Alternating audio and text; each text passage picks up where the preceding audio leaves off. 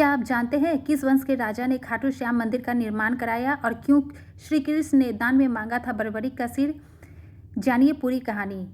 बाबा श्याम को कलयुग का अवतार माना जाता है। श्याम को हारे का सहारा भी कहा जाता है। हर साल लाखों भक्त बाबा श्याम के दरबार में शीश नवाने आते हैं, लेकिन क्या आप जानते हैं कि बाबा श्याम कौन है? महाभारत में उल्लेख है कि भीम के पुत्र घटोत्कच थे और उनके पुत्र बर्बरीक थे। बर्बरीक देवी माँ के भक्त थे। बर्बरीक की तपस्या और भक्ति से प्रसन्न होकर देवी माँ ने उन्हें 3 वाण दिए, जिसमें से एक से वह संपूर्ण पृथ्वी को नष्ट कर सकते थे। ऐसे में जब महाभारत का युद्ध चल रहा था तो बर्बरीक ने अपनी माँ हिडम्बा को युद्ध लड़ने का प्रस्ताव दिया। तब बर्बरीक की माँ ने सोचा कि कौरवों की सेना बड़ी है और पांडवों की सेना छोटी है, इसलिए शायद कौरव युद्ध में पांडवों पर भारी पड़ जाए। तब हिडिंबा ने कहा, तुम हारने वाले की पक्ष की ओर से युद्ध लड़ोगे।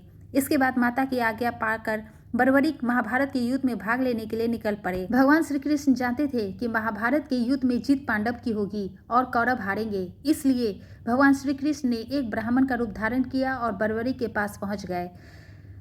जब भगवान श्री कृष्ण ने बर्बरीक से उसका शीश मांगा तो बर्बरीक ने दान स्वरूप अपना शीश बिना किसी प्रश्न के भगवान श्री कृष्ण को दान कर दिया। इस दान के कारण श्री कृष्ण ने कहा कि तुम कलयुग में मेरे नाम से पूजे जाओगे, कलयुग में तुम श्याम के नाम से पूजे जाओगे, तुम कलयुग के अवतार कहलाओगे और हारे का सहारा बनोगे। जब घटोत्कच के पुत्र बर्बरीक ने अपना शीश भगवान श्री कृष्ण को दान में दे दिया तो बर्बरीक ने महाभारत का युद्ध देखने की इच्छा व्यक्त की। तब श्री कृष्ण ने बर्बरीक का शीश एक ऊंचे स्थान पर रख दिया।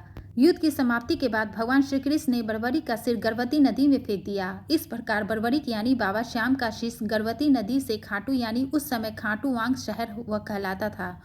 उस समय गर्भवती नदी खाटू गांव शहर से 1974 में लुप्त हो गई थी। स्थानीय लोगों के अनुसार पीपल के पेड़ के पास एक गाय प्रतिदिन अपने आप दूध देती थी। ऐसे में जब लोगों ने उस स्थान की खुदाई की तो वहां से बाबा श्याम का सिर निकला।